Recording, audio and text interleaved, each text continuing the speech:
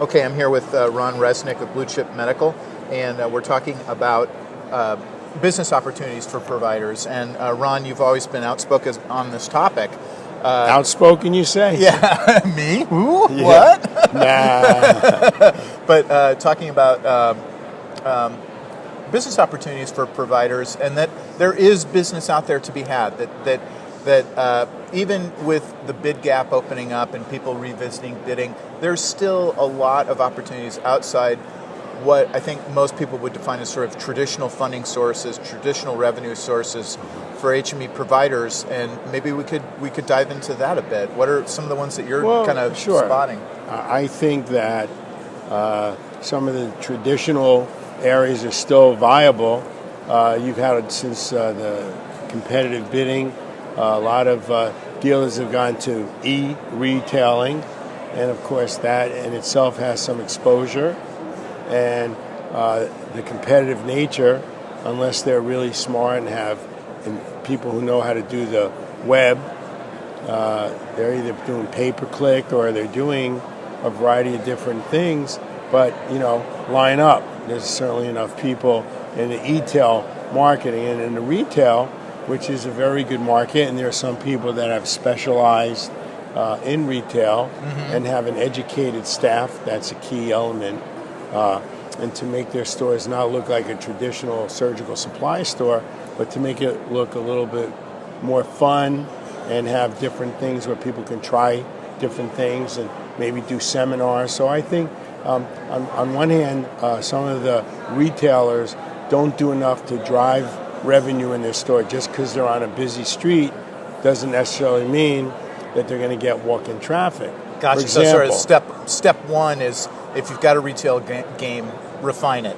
Exactly. You take, for example, a lot of these nursing facilities, some of the skilled nursing facilities, some of the step-down facilities, they all have recreation counselors or therapists. They all have vans, so they take them on, shopping. Why not set up in your store, invite some manufacturers and do one on diabetes, like food, or candy, or shoes, or do a promotion, get a manufacturer to do bathroom safety, some of the items, talk about scooters, bring them into the store, because and what happens is, believe it or not, a lot of them have money, or they call their children and they say, oh son, I would really like to, I saw this lift chair and I would really like to have that. It'll help me living. So, what does the son do with the child or the husband? He puts the credit card, and of course they don't buy the least expensive chair. They buy that leather lift chair for mom. So they're spending money, and while they're there, they're going to pull a reacher or look at something that, whether they're in Conan, maybe the facility's not providing or they don't know exists. And some of the advertisement, if they're doing any retail, you can drive that by getting those people into your store, and they're all looking for something to do with their senior citizens, all right, as long as it's not too medicinal. Yeah, sort of reaching out to bring them in. driving business. And I always say, get out of your store, get out of your warehouse, and start marketing. For example, many times the Veterans Administration is a really good area for business through prosthetics, through traditional, some of the VAs may have contracts direct with a manufacturer for product. The service needs to be maintained and delivered and set up, and they're very generous on their fees. The slam on there is that a lot of deals say, well, it takes too long, it's too hard, I've tried. Well, if you don't try again. You know, the word no doesn't mean no. It means to come back and try again, because you never know when another provider either has not done a good job, servicing a particular facility or whatever, and it just makes sense to keep doing it. And the government is not going away. They're one of the providers that are still.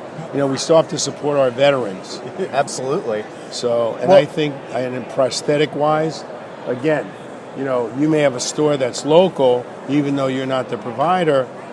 It makes it a heck of a lot easier for you to go out and market to a prosthetic department or to a case manager that, hey, you're right here. Your veteran can either drive here and pick it up, or we can deliver it and do a setup and educate the family on the proper use of the equipment. I'm starting to pick up a theme here, Ron, which is educating end users, caregivers, people related to a patient's life, and how that, as well as healthcare professionals, and how that can just kind of build up sort of a baseline level of awareness about a provider. There's no question. Everybody knows how to buy a car. Everybody's bought suits and clothes. Healthcare is a little bit different. Sometimes a little scary, where an amputee, first-time amputee, and they have a power wheelchair.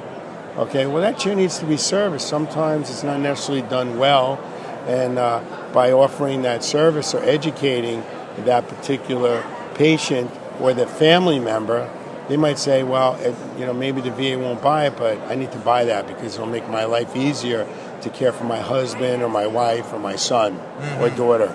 Yeah.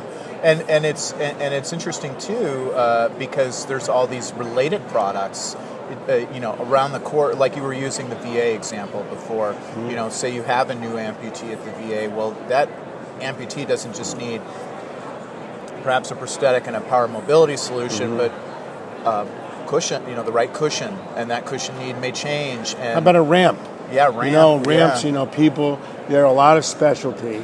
And of course, it doesn't hurt if you're a service-disabled veteran, but if you partner with a service-disabled veteran, they may not have the expertise on building ramps or constructions or have relationships with the town to get the proper approvals. But you may have that, so they don't have it. So if you form a team, that makes it very powerful. So unity is also extremely beneficial when trying to service the VA hospital marketplace. Yeah, absolutely. What are some other kind of key verticals for you? You mentioned skilled nursing facilities. Well, is that something that providers? A lot of traditional home care providers were always afraid to sell nursing facility, long-term care, because we don't get paid. That's not true. There are a lot of businesses that are slow to pay bills. If you do your due diligence and you work with, a lot of dealers, a lot of providers, you all have equipment laying around in your warehouse, okay? Might be old, but very useful, where you could put it out as a rental on a daily basis or a monthly basis as needed. And you can go and meet with nursing director, and wheelchair, like some of the subacutes, and acute care facilities that are referring out. Some of the patients that are in a long-term care or long acute or rehab, they're there for, depending how long, a week, 2 weeks, 3 weeks.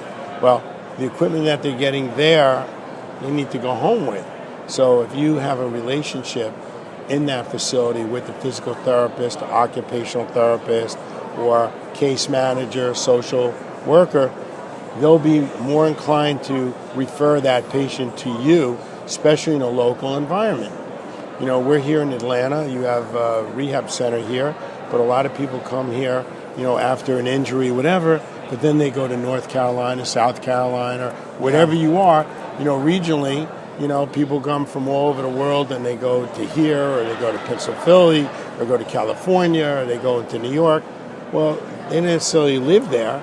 So if you have a relationship and you reach out to these different rehab centers, you could be an out-of-state vendor and say, hey, when your patient goes home, we're an ex-vendor. We can service your power chair, a scooter, whatever. We can do a ramp, whatever. So now they don't have to look. They know where to go and get it. Not everybody buys tires for their car, but when you need tires, you need to get them. Yeah, there's no way around it. And some of they go home for first time, and they're very scared because what if my chair breaks, or what if the ramp doesn't work, or the lift doesn't work, or gee, my hose broke on my CPAP, or whatever respiratory item.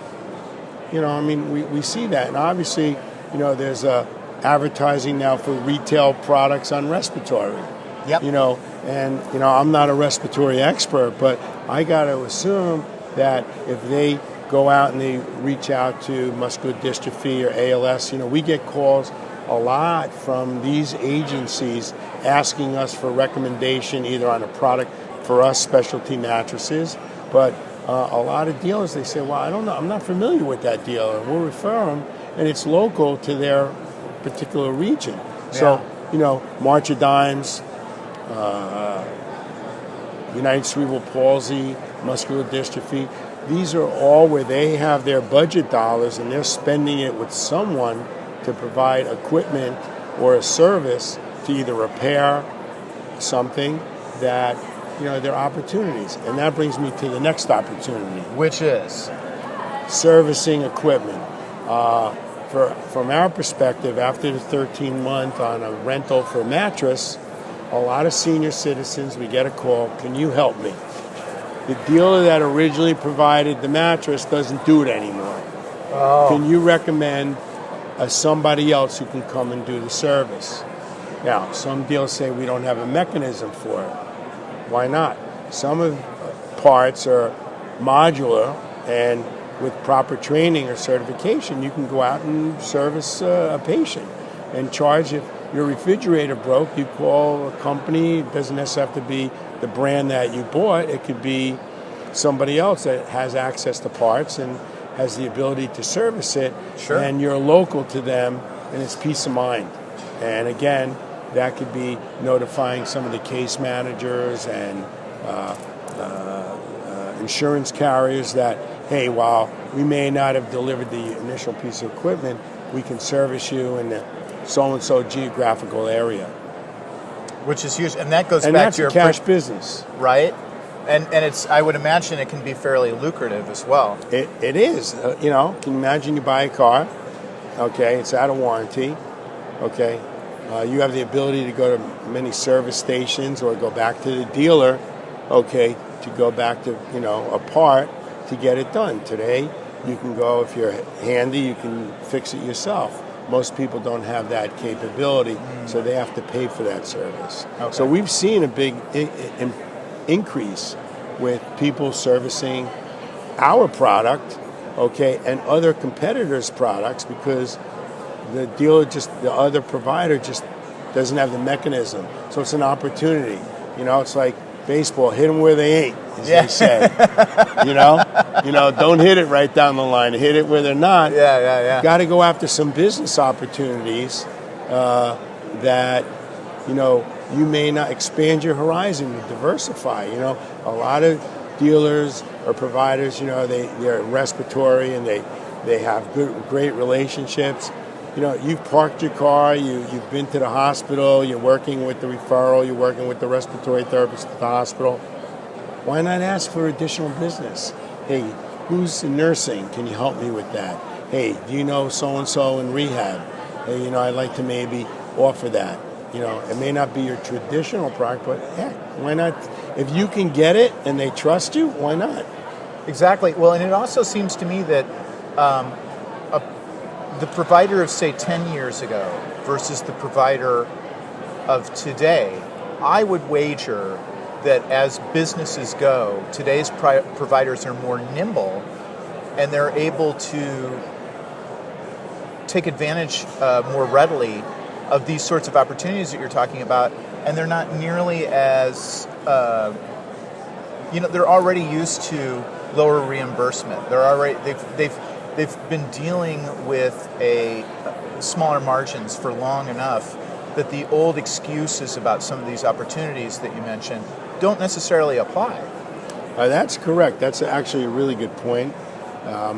If you've never known, we never went through a depression like our parents or grandparents. No. So they have no idea that you can't go to a store and get a loaf of bread because they're out of bread. Yeah. Okay. The opportunities out there, and I agree, there's a lot of people coming into the business that are a little bit more aggressive.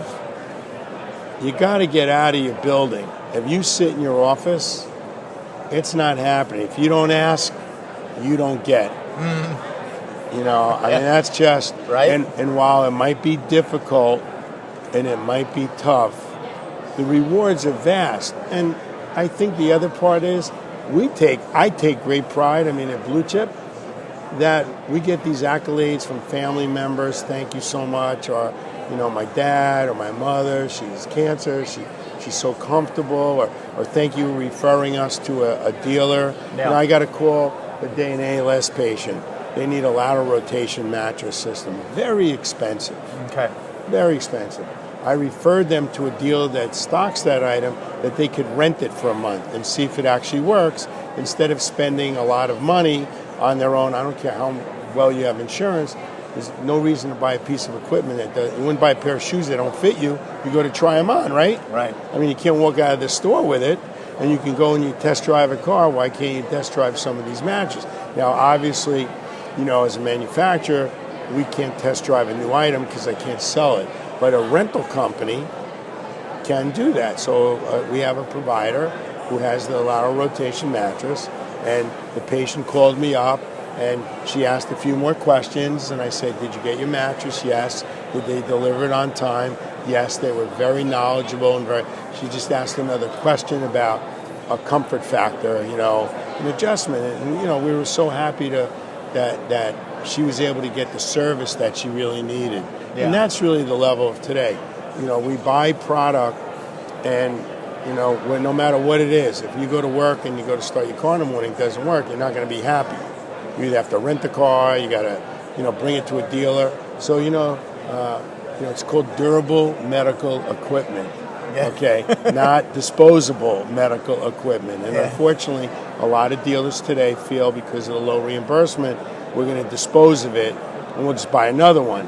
And I don't think that's the right way to go. I think you need to buy a quality product from a manufacturer that can support parts and service, okay, so that you can support that product and show the stability of that. And I think that's where a new entity, somebody's coming to the business in a short period of time, can actually show their merit by doing things that other people either won't do or can't do. Well, and I think these providers, their real differentiator in the marketplace is their product knowledge, their level of service, those sorts of things. So you want to attach your reputation to They don't have any bad habits. Yeah. And when I say bad habits, again, they don't remember the days of old, and you have aggressive salespeople and marketing people. And today, if you're not aggressive, go sell T-shirts somewhere. Yeah. You got to want it. Yeah. Today, it's not easy to be in healthcare. You got to really enjoy this business. You have to really want to do well with this business. And if you do well, the rewards are there. I love it. Ron, I'm going to close it right there. That is a great closer.